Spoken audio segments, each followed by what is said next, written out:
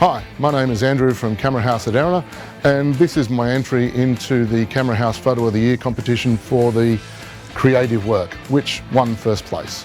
With creative photography, you need inspiration.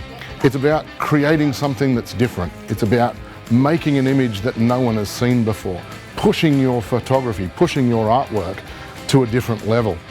And whether that's inspiration from something you've seen of somebody else's work or something from the natural world that you've seen, it all amounts to the same thing. You're looking at trying to push what you're trying to photograph. The second thing is I could recommend is to involve the people you're photographing if you're photographing people.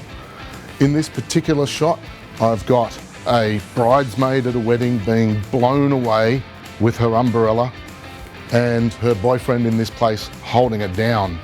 If I hadn't have co-opted their assistance in this photo in terms not just of them getting up to take the photo, but in giving the expressions they've got, the laughter out of the bridesmaid and the look of concern and mild shock and fun out of her boyfriend, the photo wouldn't have worked. So try and make sure that you co-opt the people you're photographing into the image.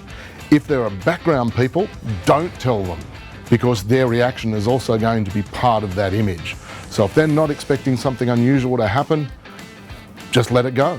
They'll laugh, they'll smile, they'll point, and that creates the background of the image just as effectively as the trees do here.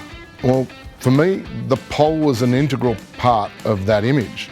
It first of all gave an anchor, it gave a bit of realism to the photo. I could have recomposed it without the pole, but the pole gave it a bit of, oh, this is just something that's happened, it's not been staged.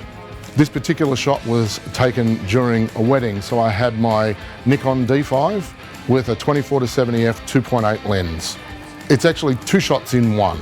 A shot with no one in it, and then a shot with the bridesmaid and a boyfriend, plus a chair for them to stand on, and then I blend the two together, removing the chair in post-production.